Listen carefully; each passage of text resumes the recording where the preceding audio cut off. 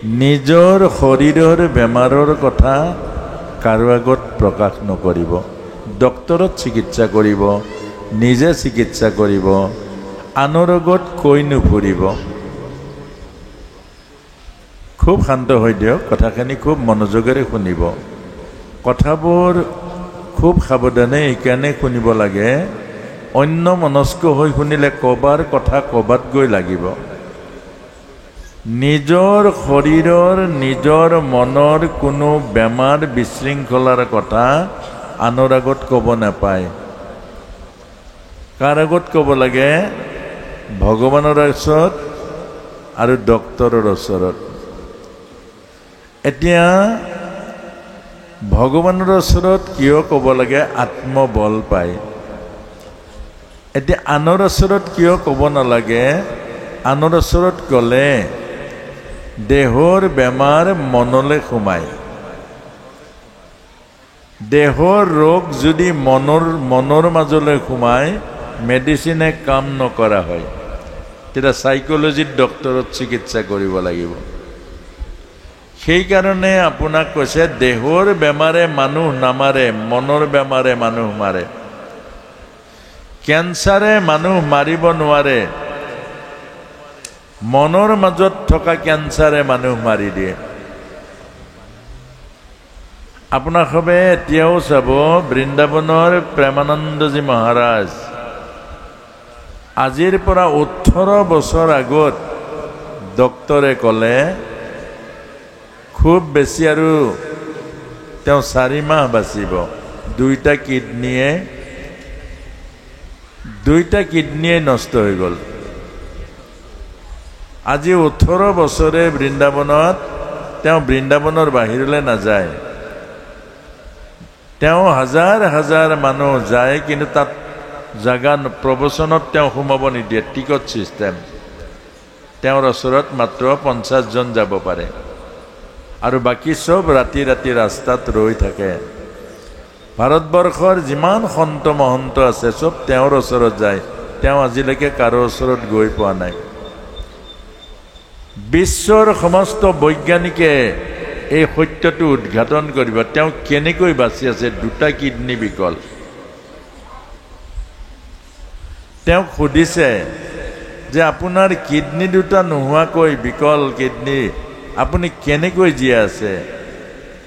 তেতিয়া ক'লে, তেওঁ এটাই মাত্ৰ কয়, মই হৈ থকা নাই, এইকাৰণে জীয়াই আছো। এইটোৱে সত্য, এইটোৱে দৰ্শন। প্ৰহ্লাদক ইমান যত্ন কৰিলে, নমৰিল কেলে? প্ৰহ্লাদ হৈ থকা নাই, এইকাৰণে নমৰিলে। প্ৰহ্লাদ যদি প্ৰহ্লাদ হৈ থাকিলেহেঁতেন, প্ৰহ্লাদ মৰি থাকিলেহেঁতেন। প্ৰহ্লাদ হৈ থকা নাই, এইকাৰণে নমৰিলে। কথাৰ অৰ্থ বুজিছে চাগে? ভকতে বুজিছে, আমাৰ আই মাতৃসকলে বুজা নাই। প্ৰহ্লাদ হৈ থকা নাই, তাৰ মানে কি? প্ৰহ্লাদ হৈ থকা নাই, তাৰ মানে কি? প্ৰহ্লাদ সম্পূৰ্ণ ভগৱানৰ হৈ গ'ল। তে ভগৱান মৰিব জানো? এইটোৱে বুজাইছে। আপুনি যদি ভগৱান হৈ গ'ল, ভগৱানৰ হৈ গ'ল, ভগৱান হৈ গ'ল আপুনি। আপুনি যদি সাগৰত পৰিলে, আপুনি সাগৰ হৈ গ'ল। এক বিন্দু জল য'তেই থাকক সি বিন্দু হৈ থাকিব, আৰু যিদিনা সি সাগৰত পৰিব সিন্ধু হৈ যাব। ধৰিব পাৰিছেনে? আপোনাক মোকো কৈছে, যি মানুহে বেমাৰৰ কথা মনে মনে ভাবে, সেই মানুহে আনক গাই ফুৰে। বেমাৰটো যশস্যা নহয়।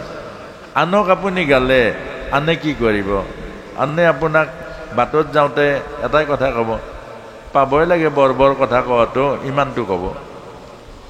আৰু নহ'লে ক'ব, সেই ইয়াত নেদেখাবা, ভেলোৰ যোৱা, ভেলোৰ। সেইজনে আপোনাৰ আৰু বেছি বেয়া কৰি দিব। বুজিছেনে? সেইকাৰণে আনৰ আগত কেলে কয়? কোনোবা গ'ল বেমাৰৰ কথা কেলে কয়? কি কাৰণত কয়? তেওঁ না ভাল কৰি দিব পাৰিব, তেওঁ না আপোনাৰ বেমাৰটো ঠিক কৰি দিব পাৰিব, নে টকা পইচা দিব, কি কৰিব? সেইকাৰণে নক'ব। বেমাৰৰ কথা যিমান গাব, বেমাৰ বেছি হ'ব, কেলে মনত সোমাব। আপোনাক সবে চাবচোন, কোনোবা এজন পালেই হ'ল মানুহ, তেওঁ গোটেই মুখস্থবোৰ মাতিব, কি কি মেডিচিন, কি কি ডক্তৰৰ নাম, কোনজন ডক্তৰ ভাল, কোনজন ডক্তৰৰ অমুক কৰিলে তমুক কৰিলে, অমুকলৈ গ'ল তমুক। কেলে কয়? এইটো চাইক'লজি, এইটো মানসিক ৰোগ। সেইকাৰণে আমাক এই কথাখিনি ভগৱানৰ ওচৰত ক'ব, ভগৱানৰ ওচৰত ক'ব, ভগৱানে কৃপা কৰিব যে প্ৰভু প্ৰভু মোৰ এইটো সমস্যা হৈছে, এই সমস্যাটো তোমাক, তুমি আমাৰ গাৰ্জেন, তুমি মোৰ সৰ্বস্ব, তোমাৰ আশ্ৰয়তে মই আছোঁ, এইটো তোমাক অৰ্পণ কৰিলোঁ, তুমি কি কৰা কৰিবা, বাছ কি কৰা কৰিবা বাছ। আৰু প্ৰভুই দায়িত্ব, শুদ্ধ অন্তঃকৰণেৰে যদি প্ৰভুৰ প্ৰভু দায়িত্ব ল'ব, প্ৰভু পলৰীয়া নহয়, বিপদত আপোনাক এৰি নিদিয়ে। মনত ৰাখিব, আপোনাৰ বিপদত এৰি নিদিয়া এজন আছে, সেইজনে হ'ল ভগৱান, বাকী চব এৰি দিব। আপোনাৰ বন্ধু বান্ধৱ যিমান আছে, যেতিয়াই বেমাৰৰ কথা গম পাব, এটা এৰিব। কোনটো এৰিব? বন্ধুৱে এৰিব। আৰু শত্ৰু আগবাঢ়ি আহিব। শত্ৰু কোনজন? যিজনে ভালৰি লগাব, তুমি চিন্তা নকৰিবা, যিমান পইচা লাগে মই দিম, তুমি চিন্তা কেলে? সেইজনে আগতে ঠিক কৰি আছে আপোনাৰ দ মাটি টুকুৰা সুযোগটো ল'ব, যে পইচা অলপ ধৰাই দিলে দ মাত, এইটো হ'ল শত্ৰু, কিন্তু মোৰ মুখখন মিঠা।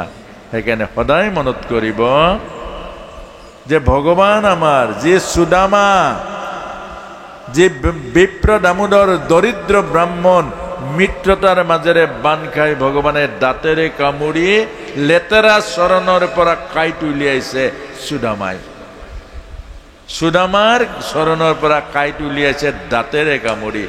এইজন ভগৱান, এইজনক বিশ্বাস কৰক, এইজনৰ আশ্ৰয় লওক, সমস্ত মনৰ দুখ সুখ সকলো প্ৰভুত কওক, আপুনি মনোবল পাব। আৰু প্ৰভুৱে হৃদয়ত আছেই, আপোনাক সজ বুদ্ধি দিব। আৰু মনত ৰাখিব, আপুনি যদি ভগৱানৰ হৈ যায়, আপুনি যদি ভগৱানৰ হৈ যায়, অনন্ত কোটি ব্ৰহ্মাণ্ডত এনে কোনো শক্তি নাই আপোনাৰ অনিষ্ট কৰিব। এই কথাটোকে বুজাইছে। আজিৰ পৰা এইটো সাধনা কৰকচোন, এইটো সাধনা কৰক। এটা হ'ল আই মাতৃসকলে সদায় মুখত উজ্জ্বল হাঁহিটো ৰাখিবচোন। বিউটি পাৰ্লাৰ যাব নালাগে, আপুনি ইমান সুন্দৰী হ'ব, আপুনি ইমান সুন্দৰ হ'ব, এই গোটেই অঞ্চলত আপোনাৰ প্ৰশংসা হ'ব। এইটোৱে কুজিয়ে যেতিয়ালৈকে কংসক চন্দান পিন্ধালে দেখিবলৈ কুৰূপা হ'ল, কুজটো বাঢ়ি বাঢ়ি গ'ল। কংস মানে কি? মন। মনৰ পূজা যেতিয়ালৈকে কৰিব, মনৰ সেৱা যেতিয়ালৈকে কৰিব, মনৰ মাজত যেতিয়ালৈকে মনৰ চিন্তাত থাকিব, কুজটো ওলাই যাব, দেখিবলৈ কুৰূপ হ'ব। আত্মাৰ সেৱা কৰক, দিব্য সুন্দৰী হৈ যাব। এই কথাটোকে বুজাইছে, আত্মাৰ সেৱা কৰক। আৰু সেইকাৰণে আমাক এই কথাখিনি কৈছে। আজিৰ পৰা কোনোবা আপোনাৰ ঘৰলৈ গৈছে, সেইবোৰ শুনিবলৈ যোৱা নাই। বন্ধু এজনৰ ঘৰলৈ গৈছে, অকণমান ভাল পাম, তেওঁৰ লগত হাঁহি মাতি কথা পাতক, পাৰিলে এগিলাচ পানী গাখীৰ দিয়ক, কি পাৰে দিয়ক। দুখৰ কথা নক'ব, অত্যন্ত অভদ্ৰামী এইটো। এজন ক'ৰবাৰ পৰা মানুহ আহিছে, বন্ধু আহিছে, আপোনাৰ দুখৰ কথা শুনিবলৈ। ল'ৰাই কথা নুশুনে, ছোৱালীয়ে কথা নুশুনে, মানুহজন অমুক তমুক, পইচা নাই, পাতি নাই। সেই মানুহজনে কেনেকুৱা পাব বাৰু? আপুনি কওক। সেইটো ভাল জানো? সেইকাৰণে আজিকালি মানুহৰ ঘৰলৈ নাযায়। কেলে নাযায়? এইবোৰ ফাল্টু কথা শুনিবলৈ নাযায়। মানুহ ঘৰলৈ যাব, যদি মন ভাল লগায়, তাত গৈ ভাল পায়, তেতিয়া যাব। বন্ধু এজনৰ ঘৰত যাব, ভাল কথা পাতক, শাস্ত্ৰ কথা পাতক, ভাল পজিটিভ কথা পাতক, খবৰ খাতি লওক, হাঁহি মাতি কথা পাতক। দেখিব তেওঁ আপোনাৰ ঘৰত গৈ বাটত আহি বৰ ভাল পালোঁ দেই, মনটো বেয়া লাগি আছিলে, বন্ধুজনৰ ঘৰত গৈ বৰ ভাল লাগিলে, তেতিয়াহে ভাল। আপুনি গৈ সেই মানুহজনে মনটো বেয়া লগাৰ কাৰণে আপোনাৰ ঘৰত গৈছে, আপুনি আৰু এসোপা গাই দিলে, ল'ৰাই কথা নুশুনে, ছোৱালী কথা নুশুনে। বহু আয়ে নিজৰ ল'ৰা ছোৱালী নষ্ট কৰি দিয়ে। বহু আয়ে মানুহ যোৱাৰ লগে লগে ল'ৰাটোৰ বদনাম গাব, ই নপঢ়ে নহয়, একেবাৰে কথা নুশুনে, অমুক নহয়। সি তেতিয়া জেদত লাগি যায়, তুমিতো নপঢ়ো বুলি কোৱা, নপঢ়ো আকৌ, তুমি দেখোন কৈ ফুৰা কথা নুশুনে, নুশুনো আকৌ কথা। গতিকে এইবোৰ আমাৰ মানসিক অৱস্থা। গতিকে এই কথাখিনি সদায় মনত ৰাখিব। আমি জীৱনক জানিবলৈ, জীৱনক বুজিবলৈ এইবোৰ গীতা দিছে, ভাগৱত দিছে, আৰু এইখিনি কথা সদায় বচাই চলিব লাগিব। এতিয়া আমি আহিছোঁ অষ্টম অধ্যায়, অক্ষৰ ব্ৰহ্মযোগ। এই সময়